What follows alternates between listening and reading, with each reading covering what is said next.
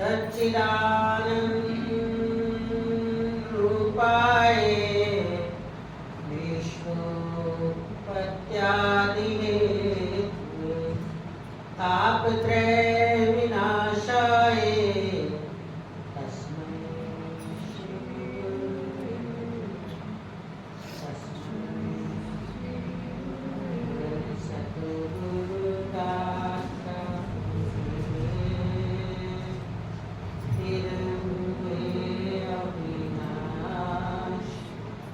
स्वामी अखंडानंद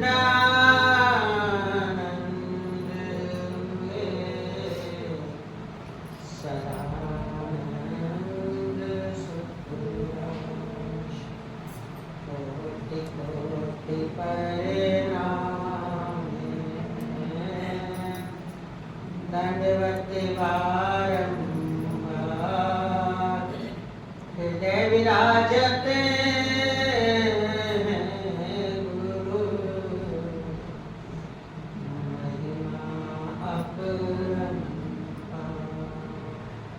हृदय विराजत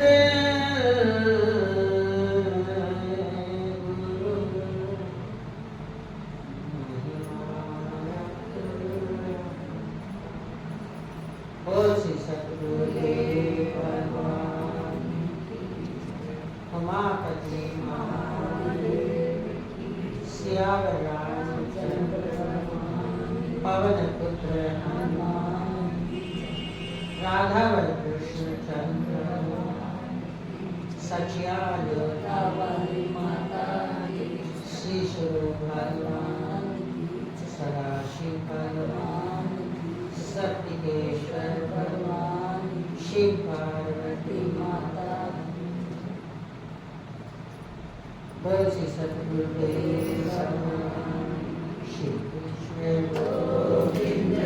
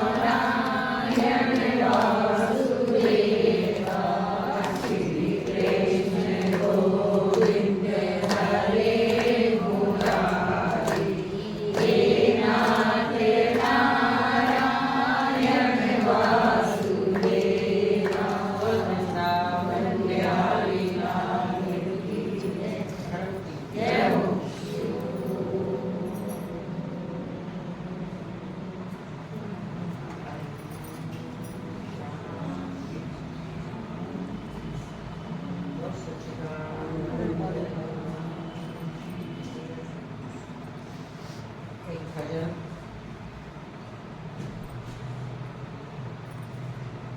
सभी प्रभु के महिमा में डूबते हुए इस भजन को गुनगुनाए और हमारे साथ जब हम बोले उसके बाद ही बोले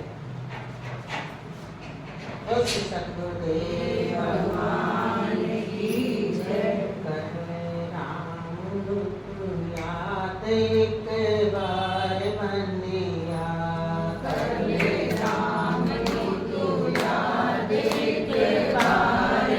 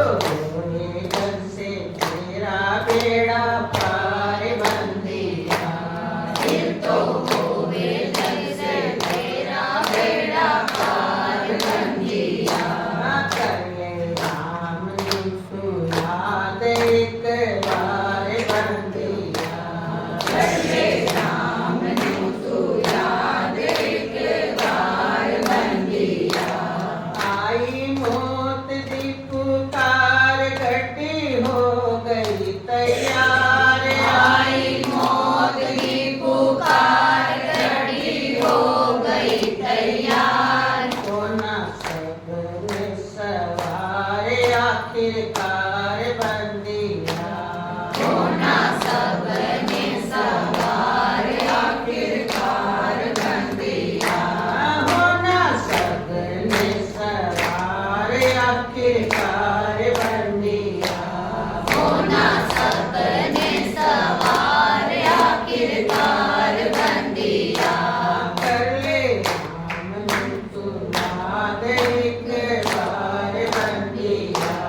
कर ले राम तू याद एक बार बंदिया। गड्डी चीक नू सुनाई बाबू टिकट पढ़ाई। गड्डी चीक नू सुनाई बाबू टिकट कढ़ाई। गड्डी चीक नू सुनाई बाबू टिकट पढ़ाई। गड्डी चीक नू सुनाई बाबू टिकट पढ़ाई। झंडे गाड़ ने हिलाई चलन हार बंदिया। गड्डी गाड़ ने हिलाई चलन हार बंदिया। झंडे गाड़ ने हिलाई चलन हार बंदिया। गड्डी गाड़ ने हिलाई चलन हार बंदिया। कर ले राम तू याद एक बार बंदिया। कर ले राम तू याद एक बार बंदिया। गड्डी उथे जा खलोई जिते अपना ना कोई। गड्डी उथे जा खलोई जिथे अपना ना कोई। गड्डी उथे जा खलोई जिते अपना ना कोई। गड्डी उथे जा खलोई जिथे अपना ना कोई। ना कोई बहन ना कोई भाई ना घर बार बंदिया। ना कोई बहन ना कोई भाई ना घर बार बंदिया। कर ले राम तू याद एक बार बंदिया। कर ले राम तू याद एक बार बंदिया। तेनू बड़े अफसर ने फड़ना फड़ के पुलिस हवाले करना। तैनू बड़े अफसर ने पढ़ना पढ़ के पुलिस हवाले करना।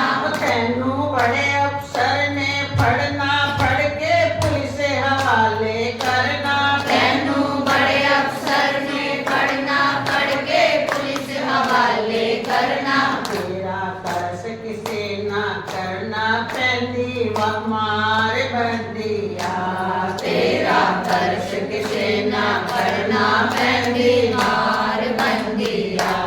कर ले राम तू याद एक बार बंदिया। कर ले राम तू याद एक बार बंदिया। कर ले राम तू याद एक बार बंदिया। कर ले राम तू याद एक बार बंदिया। फिर तो होवे ढंग से तेरा बेड़ा पार बंदिया। फिर तो होवे जग से तेरा बेड़ा पार बंदिया। कर ले राम तू याद एक बार बंदिया। कर ले राम रूप याद एक बार बंदिया। आप सोचोगे एक बात क्यों कई कई बार करते हैं। सुबह उठते हैं तब भी एक बार राम को भी याद करते हैं। जिनके भी जो इष्ट है राम का मतलब परमात्मा ही होता है, ये ध्यान रखना। और परमात्मा का मतलब वही जो कभी नहीं मिटता, सदा रहता है। तो राम यानी कि एक है, आकार उनके अनेक है। जो जिस भी विग्रह से प्रेम करता है उसी के साथ वह पूरी तरह उस राम को ही देखता है। यही यथार्थ देखना है। अगर आप में उसमें राम नहीं दिखता, राम का मतलब क्या है? रह का मतलब प्रकाशक, आ का मतलब चेतन शक्ति, यानी ये आत्मा ही चेतन है और यही मेरा स्वरूप है, यही सब जगह प्रकट है। वह राम जहाँ सबको विश्राम मिलता है, वह राम जिसका ये सकल पसारा है, वह राम जो सदा रहता है, और वही हमारा परिचय है कि हमारा स्वरूप भी आत्मा के रूप में, प्रकाशक के रूप में वही है। ऐसा जानना ही राम को जान करके विश्राम हो जाना है। जानत वही जिन देव, बोलो मत कोई भी, जानत वही जिन देव जनाई, और जानत तुम्हें हो जाए। ये जिसने राम को जान लिया, अब आप कहोगे कि ये कहा है ना वही जानेगा जिनको वो जनवाएंगे, इसका क्या अर्थ है? बोले कि हाँ, इसका अर्थ ये है कि वही जान पाएगा जो जानने के योग्य हो जाएगा। तो अब रही बात की योग्यता की बात क्या है? बोले जिसके अंतःकरण में काम नहीं है, निर्मल मन जन सोई मोहि पावा, मोहे न छल छिद्र कपट सुभावा। कैसा हृदय है, निर्मल मन। अब सभी अपने अपने तरीके से बोलते हैं कि हमारा मन निर्मल है, हमारा मन निर्मल है। किसको लगता है हमारा मन दूषित है? लेकिन अध्यात्म में निर्मल मन जिसके मन में भगवान को छोड़कर और कहीं कोई किसी प्रकार की यानी ब्रह्मलोक तक के सुखों की भी चाहत नहीं है, जिसका हृदय ऐसा हो गया, वही निर्मल। इसलिए भगवान कह रहे हैं निर्मल मन जन सोई मोहे पावा। पावा का मतलब वही अपने जो मेरा आत्म रूप से हर देहधारी में मैं प्रकट हूँ, पर उसी का प्रकट होता है जो इस प्रकार संसार की वासना से मुक्त हो गया है, जिसके हृदय में राम के सिवाय चाहत ही नहीं रखता, वही राम को मिल सकता है। बस यही क्वालिटी है। आप कितने धनवान हो, आप पुरुष हो कि स्त्री हो, आप कितना भजन करते हो, कितना नहीं, कोई गणना नहीं, ये सब गणना है। आप कितने जन्मों से लगे हो, ये भी गणना है। आपके हृदय में इस वर्तमान में राम के सिवाय हृदय में कोई किसी प्रकार की चाहत ही नहीं है। चाहे आप अमीर हो, चाहे आपका सम्मान है, चाहे आपका पद बड़ा है, लेकिन ये सब आपको समझ है कि ये जो मिटने वाला है वो मुझे नहीं चाहिए। जो मिटने वाला है, जो पद मुझे मिले उसका भोग करने के बाद वो मिट जाए, वो पद भी मुझे नहीं चाहिए। ब्रह्मलोक में जाकर ब्रह्मलोक के सुख भी मुझे नहीं चाहिए। क्यों नहीं चाहिए? क्योंकि सुख भोगने वाला बचेगा, और जो सुख भोगेगा तो वो सुख खत्म भी होंगे, पुनः फिर जन्म होगा। तो कौन सा राम चाहिए? जो सदा एक रस रहता है, उसी का नाम है सच्चिदानंद। वही तो है सच्चिदानंद, यानी सुख उसका स्वयं का है, किसी और दूसरी वस्तु से सुख नहीं चाहिए। ऐसा राम मुझे नहीं चाहिए। प्यारा होकर के भी जो प्यारा ना रहे, ऐसा राम मुझे नहीं।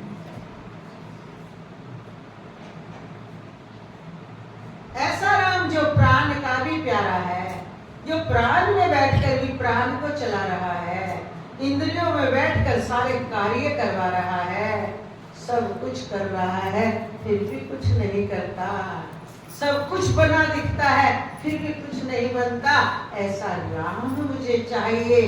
और जब ये कब मिलेगा, उसके लिए एक ही शर्त है, एक ही उसके अंदर आपकी क्वालिटी होनी चाहिए, उसके अलावा कोई और चाहत नहीं चाहिए। किसे? राम को। मुझे चाहते हो ना, बस ऐसा निर्मल मन चाहिए। और ऐसा निर्मल मन तो तभी होगा जब आपके हृदय में हर वस्तु से वैराग होगा। और हर वस्तु से जब वैराग है, फिर राम आपसे दूर कहाँ है। अब तो देखो एक बात और बताए, राग, वैराग और अनुराग। राग होता है संसार से, और जिससे राग होता है ना, उसी से वैराग होता है। ये नियम है। जिससे राग होता है उसी से द्वेष भी होता है ना। नहीं, जिससे ज्यादा मोह करते हो ना, जिससे ज्यादा मोह करते हो, उसी से ज्यादा दुख भी मिलता है। उसके बिछुड़ने से मिलता है। जिससे आपका मोह नहीं है, आ गया, आपने पूरी उसकी आवभक्त की, अतिथि सत्कार किया, प्रेम से मिले, प्रेम से खिलाया पिलाया, लेकिन राग नहीं है ना, जाने का दुख भी नहीं हुआ, जाने का। और जब जिससे राग हो गया है ना, उतना आने की खुशी नहीं हुई जितना चिंतन उसके बिछुड़ने का बनना शुरू हो गया। तो दुख तो उसने, इसलिए हमारे रामायण जी में तुलसी बाबा ने कहा कि संत भी और दुष्ट भी दोनों ही दुख रूप। बोले एक मिलकर बिछुड़कर दुख देते हैं, एक मिलकर दुख देते हैं। देखो, बोले दुष्ट बिछुड़े तो बड़ा सुख आता है, वो मिलकर दुख देते हैं। और संत बिछुड़े तो बड़ा दुख होता है। एक ने मिल करके दुख दिया, एक ने बिछुड़ करके दुख दिया। तो मतलब क्या? क्या संत से भी ना मिले? बोले संत से राममय होकर मिले। ये जो राम है ना, इसमें बिछुड़ने और मिलने का अभाव ही नहीं है। मिलना बिछुड़ना राग और द्वेष में है। तो इसलिए राग, वैराग और अनुराग। तो राग जितना भी है मिटने वाली वस्तु से होता है, तुमसे वैराग भी हो जाता है समय पर। बचपन में आपका जिससे राग था, आज उनसे उतना राग है, वैराग भी हो गया। अरे बचपन था, बचपन की दोस्ती थी, बचपन के बहन भाई थे। अरे अब बहन भाई होकर के जिनके बिना आप रह नहीं पाते थे, स्कूल इकट्ठे जाते थे, खाते इकट्ठे थे, और आज हो सकता है उन्हीं बहन भाइयों में आपसी झगड़ा है, मुंह से बोलना पसंद नहीं करते। राग था तो द्वेष भी आ गया ना। और छोड़ना क्या पड़ा? समय ने छुड़ा दिया ना। पर क्या किया? द्वेष की छाप छोड़नी चाहिए। और जहां द्वेष भी नहीं है वैसे ही वैराग हो गया। अरे नहीं, उसके बाद तो बहुत बदल गया। नए दोस्त मिल गए, नया माहौल मिल गया, बच्चे हो गए, अब बच्चे बड़े हो गए, अब बच्चों के भी बच्चे हो गए। अब बचपन की कौन याद करे? करोगे तो वो छूट गया कि नहीं? इसलिए महापुरुष कहते हैं आप ये संसार के राग की चिंता मत करो, आप परमात्मा से अनुरागित हो जाओ, परमात्मा से जुड़ जाओ पूरी तरह, और जुड़ करके एक होने तक जुड़े रहो।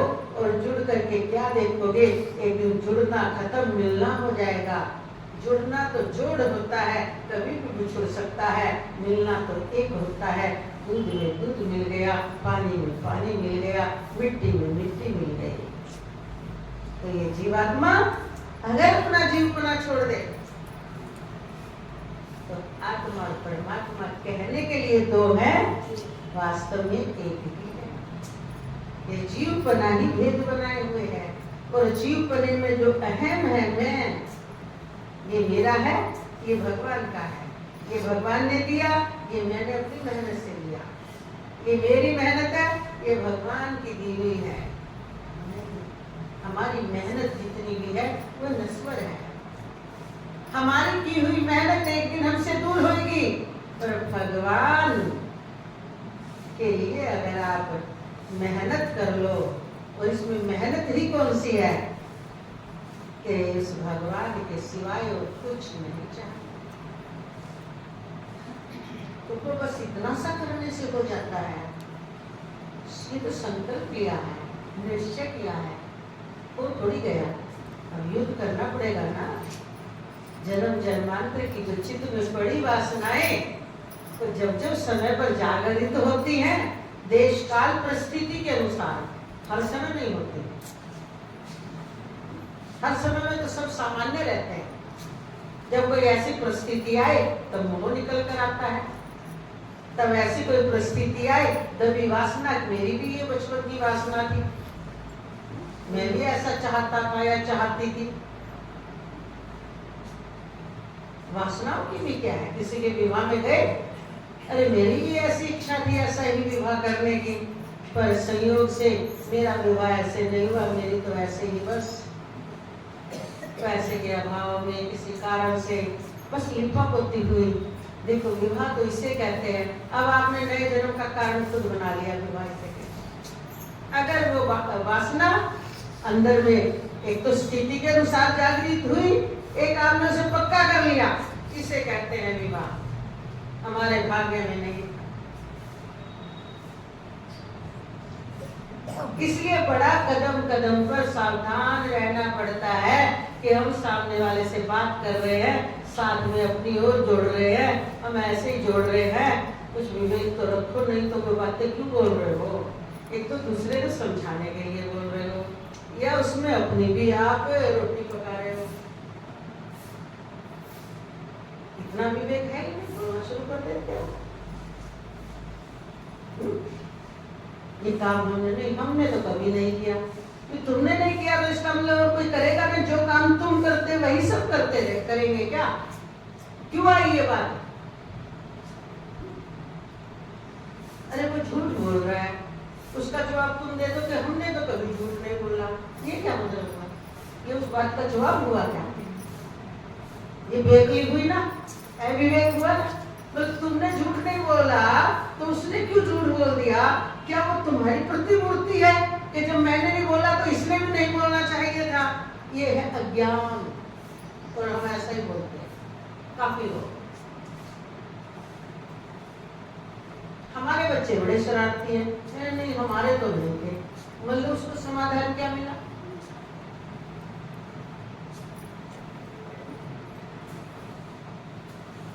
हमारे बच्चे तो रोटी नहीं खाते, सुबह उनको तो जंक फूड चाहिए, अरे हमारे बच्चों ने तो कभी नहीं खाया। तो फिर तुम्हारे बच्चों ने नहीं खाया तो वो ये सोचकर छोड़ देंगे खाना? बताओ, सोचो जरा। ये क्या है? इससे पता चलता है कि बुद्धि का सत्र भी आपका इतनी पकड़ नहीं करता, और यूं ही अंधाधुंध बोलते चले जा रहे हो, टाइम पास करते चले जा रहे हो, कोई समाधान थोड़ी निकाल रहे हो उसके बिना। तो ये संसार ऐसा है,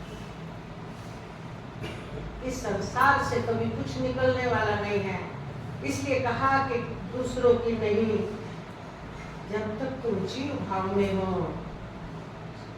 तो कर्ता भाव नहीं मिटेगा। कहने मात्र से कर्ता भाव नहीं मिटता। मैं अकर्ता, अभोगता, अविनाशी हूँ, मैं अजन्मा, सदा एक रस सुख राशि हूँ। ये कहने से अकर्ता, अभोगता, अजन्मा, अविनाशी स्वरूप आप उसमें स्थित हो गए।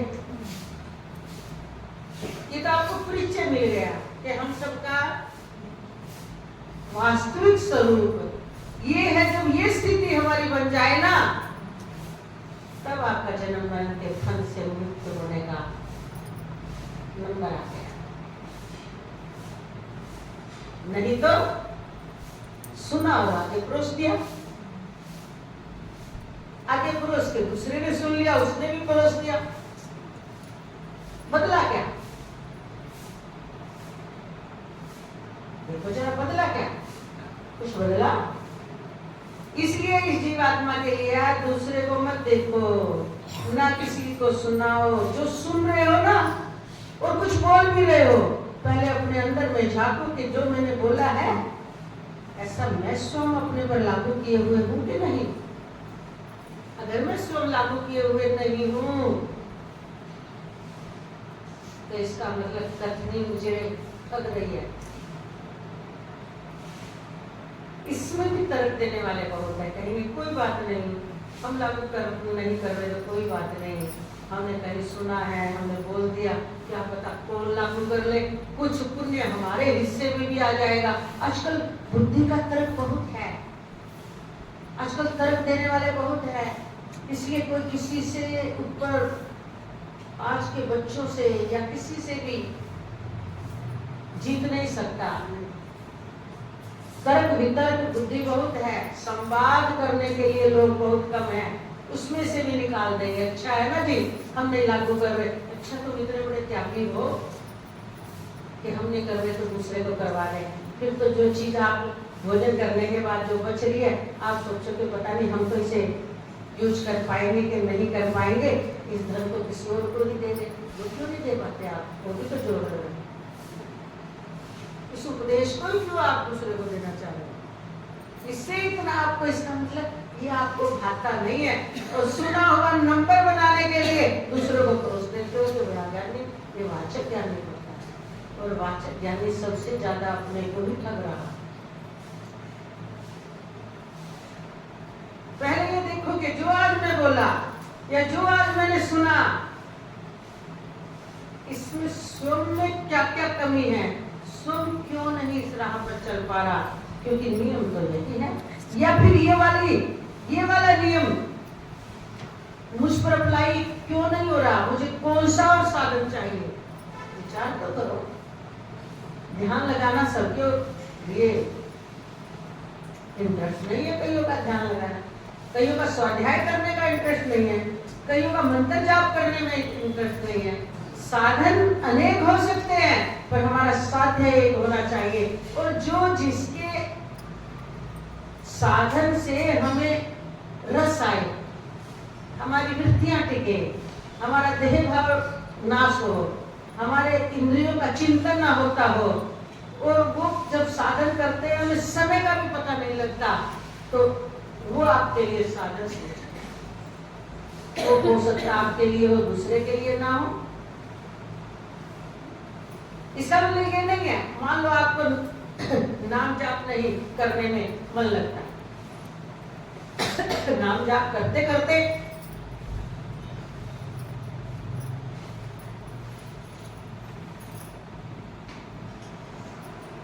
आपकी चित्त की वृत्तियां शांत नहीं होती, और नाम का जो नामी है यानी उसका अर्थ प्रकट नहीं होता, पूरी तरह कल्पना नहीं छूटती, तो इसका मतलब ये नहीं हुआ कि नाम में बल नहीं है, नाम का अपना बल है। किसी को नाम जाप से ही सब उस काल में वृत्तियां एकदम शांत होकर नामी के स्वरूप में ठहर जाती है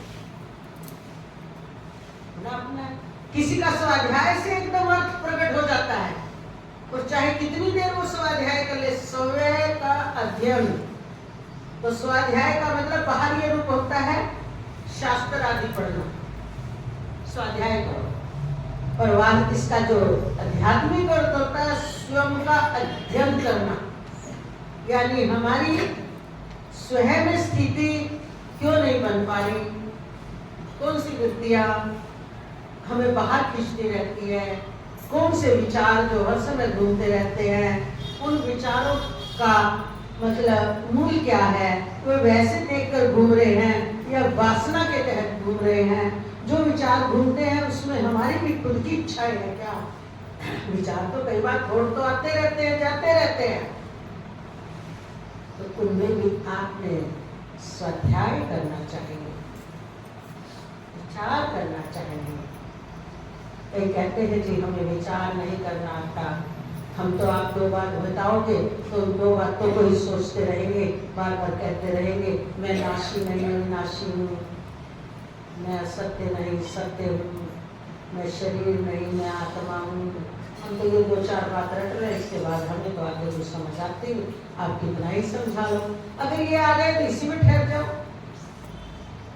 पर ये भी आपने माला की तरह 2-4-5 मिनट रट लिया, इसी में ठहर जाओ, बात सत्य है। तो तुम नाशी नहीं हो विनाशी हो, फिर विनाशी में रहो ना। जो जो दिखे जो जो आए सब नाशवान, उनसे प्रेम क्यों करते हो? काम चलाने के लिए उपयोग करना पड़ेगा। रहना जब तक इस नाशी में बैठे हो ना, देह रूपी नाशी में, तो गुजारा नाशी के बिना नहीं होगा। हम कितनी बार बताते हैं, जो चीज जिससे बनी है ना, उसकी पूर्ति भी उससे ही होती है, उसका धर्म भी वही है। तो नाशी का गुजारा नाशी वस्तुओं से ही होगा। और ये सूक्ष्म मन चित्त बुद्धि और अहंकार, ये भी प्रकृति के सूक्ष्म तन्मात्राओं से बना है, ये भी तो नाशी है। अब इसमें आपने अनेक इच्छाएं स्टोर कर ली, कुछ सुन करके, कुछ देख कर, कुछ भोग कर, कुछ सुनकर, कुछ देख कर, कुछ भोग कर। देख कर भी बहुत कुछ स्टोर कर जाता है व्यक्ति, सुनकर भी बहुत कुछ स्टोर कर जाता है। सुना हाँ उसका बंगला इतना सुंदर है, तो से ही मेरे अंदर में इच्छा थी उस बंगले को देखने की। तब से मैं सोचता था कि भगवान कभी मेरा भी इतना सुंदर बंगला बनेगा। देखो आपने देखा नहीं, आप रहे नहीं, सुनने मात्र से आपने उसमें तुल दे दिया। और ये तुल देना ही इच्छा को पुष्ट करना है। और इच्छा को पुष्ट करने के बाद ना जाने वो कब अंदर में बस जाए। इच्छा का बस जाना ही तो वासना है, वास कर देगी। इसलिए कुछ सुना हुआ, कुछ देखा हुआ और कुछ भोगा हुआ, अगर इनके संस्कार आपने बड़ी सावधानी से उपराम होकर इनका भोग नहीं किया, तो ये नए जमते रहते हैं। इसलिए कदम कदम पर सावधानियां हैं, ऐसे नहीं निपटता। हाँ, आपको मूल मिल गया कि आप नाशी नहीं, जन्मा नहीं, असत्य नहीं।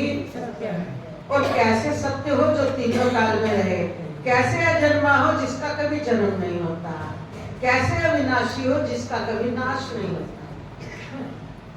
तो ऐसा तो आत्मा ही हो सकता है। तुम कहोगे जीवात्मा भी तो ऐसा ही है। जीवात्मा का स्वरूप बताते आज क्या होता है, बता दे। एक ही लाइन में दे दे कोई आपका। आत्मा जल है, जीव बर्फ है। आत्मा मिट्टी है तो जीव घड़ा है। आत्मा स्वर्ण है तो जीव जेवर है। अब अर्थ निकाल लो। जीव जेवर है क्या बिना सोने का है? अब उसमें क्या मिटेगा बताओ, उसमें कौन सा भाग मिटेगा? कौन सा? उसका भाग मिटेगा जेवर बना, जो आकार लिया है वो मिटेगा, मिटेगा ना। और वो जिस भी विधि से आकार दिया गया है, विधि अपनाई उससे आकार आया। अब जिस विधि से उसके अंदर विकार डाला, उस विधि से ही वो विकार मिटे तो आकार मिटे। बनवाते हो ना सोने से जेवर, जब बनवाए तब खुद ही अग्नि में डाला था। सोने को जेवर में ढालने के लिए कुछ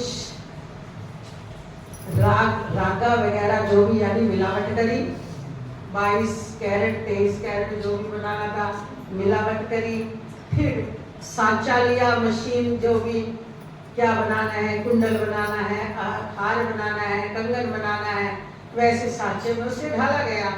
फिर उसको सुंदर दिखाने के लिए रंग बिरंगे रंगों का उपयोग किया, आपकी पसंद का उसमें सांचा भी ऐसा लिया जो आपको पसंद आया, तब वो जेवर बन के आया। कौन?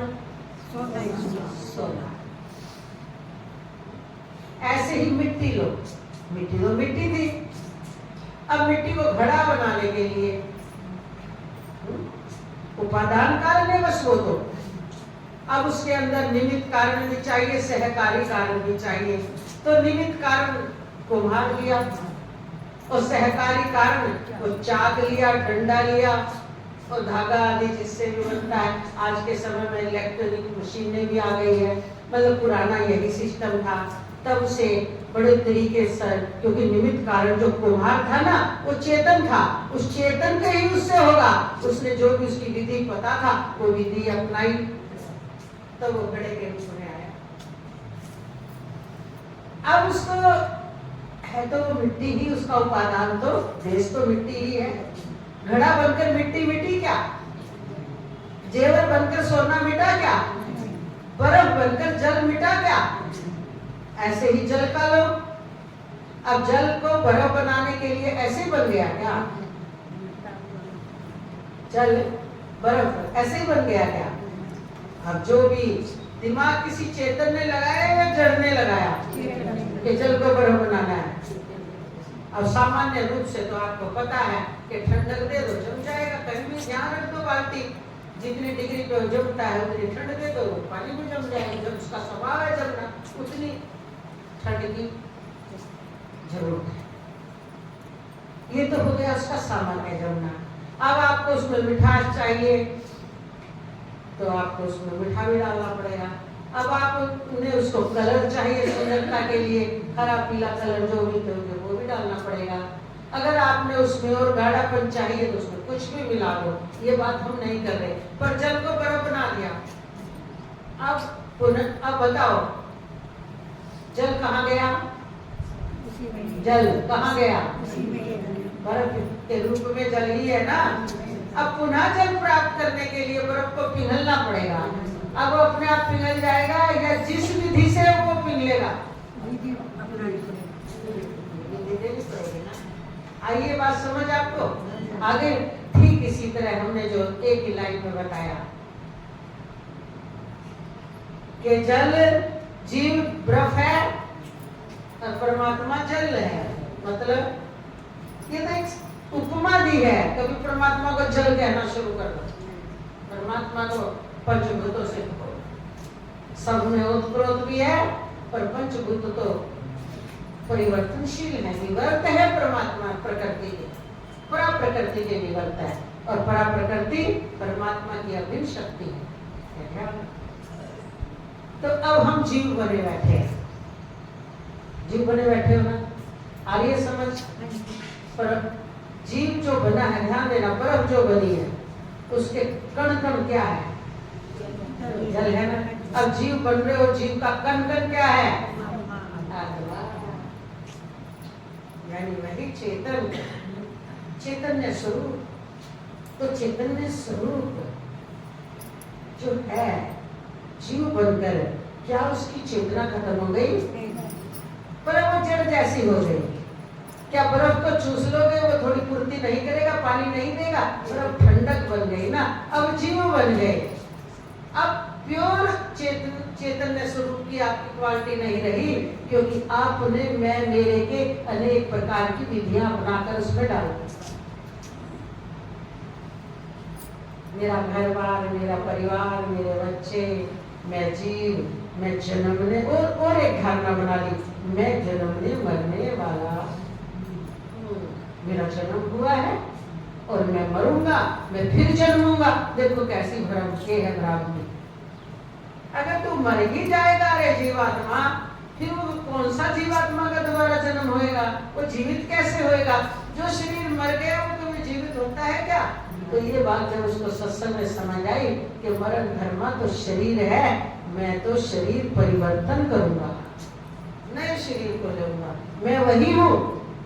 तो नए परिवर्तन में क्या लेगा? बोले यहाँ पर जो देखकर, सुनकर, भोग कर, कुछ भोग कर पूर्ण हुए पिछले जन्म के प्रारब्ध, और कुछ जो नए बनाए, ये संस्कार लेकर मैं एकदम पलायन कर जाऊंगा जब इस शरीर का समय पूरा हो जाए। फिर उसी के अनुसार नए शरीर में प्रवेश करूंगा। अब ये विधि परमात्मा नहीं दे रहे, परमात्मा तो न्यूट्रल पॉइंट है, परा प्रकृति नियति शक्ति उनके द्वारा हो रहा है। इसलिए भगवान कह रहे मैं कुछ नहीं करता, करवाता हूँ अपनी योग माया से। एक योग माया, योग जहाँ शब्द लग गया, बोले कि मेरी ही अभिन्न शक्ति के द्वारा सब नियम चल रहे हैं, उसी के अनुसार कर्ता सुभोक्ता, कर्ता जैसा किया है वैसा ही उसी के अनुसार। भगवान किसी के फल के ना देने में अपने को बांधते, ना लेने में, ना उनका कोई मतलब नहीं। क्योंकि भगवान जिसे कहते हो ना, भगवान, वैसे भगवान की भी परिभाषा, भगवान का मतलब वह गै आकांडा और वह पंचभूत आते हैं, पृथ्वी, आकाश, वायु, अग्नि, जल और पृथ्वी। हम उस परम तत्व की बात कर रहे हैं, उस परमात्मा की बात कर रहे हैं जो सदा एक रस रहता है, प्योर न्यूट्रल पॉइंट है, जो सदा सच्चिद आनंद स्वरूप है।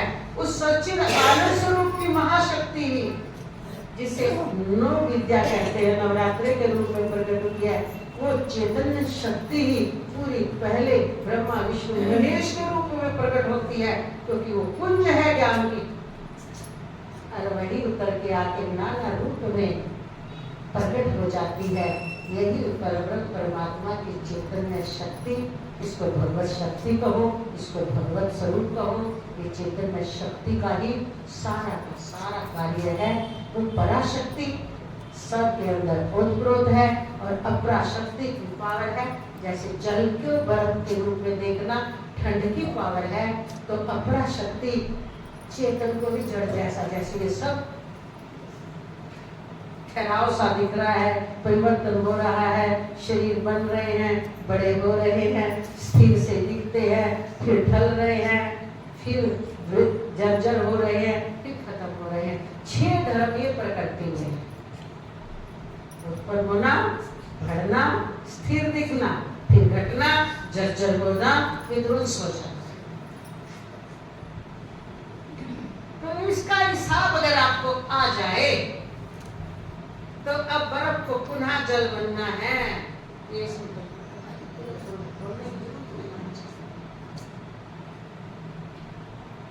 अगर ये बात आपको समझ आ जाए, अब आप लगा तो आप जल रूप कब बन पाओगे। अविनाशी स्वरूप हमारा ऐसा है। बर्फ पिघलती चली जाए, यानी संस्कार मिटते चले जाए, मेरे पने का राग खत्म होता रहे, जहाँ जहाँ मेरा मान रखा है वहाँ वहाँ से हटती चली जाए विद्या, और वैसा वैसा वो समझो बर्फ पिघल रही है, तो पिघल कर क्या बन रही है? जीव के संस्कार, जो जीव ने इकट्ठे किए थे संस्कार पिघल रहे हैं, और जीव क्या होता जा रहा है? वो चेतन तो है, अपनी न्यूट्रल चैतन्य, विशुद्ध चैतन्य स्वरूप में आता जा रहा है। ये सब इसमें आप स्वतंत्र है। मनुष्य स्वतंत्र भी कहें या संग भी कहें, कहीं भक्ति का, कहीं प्रेम का, कहीं ज्ञान का, अनेक युक्तियां, ये सारी उस जीवात्मा के लिए, उसकी अपने स्वरूप की प्राप्ति के लिए है, अपने आत्म स्वरूप में स्थित होने के लिए है, ताकि आवागमन मिट जाए, ताकि रोज रोज का आना जाना खत्म हो जाए, ये वह महा दुख खत्म हो जाए, बार बार जन्मो, बार बार मरो, इकट्ठा करो, घर बनाओ, बच्चे पैदा करो, इतना इकट्ठा करे, पल का नहीं भरोसा, कब अटैक आए और कब ये सब का सब धरा रह जाए। इस मुसीबत से बचने का अगर कोई है, तो जैसे बर्फ को जल बनाना है तो गर्माहट दे दो, ऐसे ही तुमने जीव से अपने चैतन्य प्योर निर्मल स्वरूप में आना है, तो ये सारे मेरे पने के राग खत्म करो। और मेरे पने के राग जब खत्म होंगे, जब आपको संसार से वैराग होगा और परमात्मा के श्री चरणों में अनुराग होगा।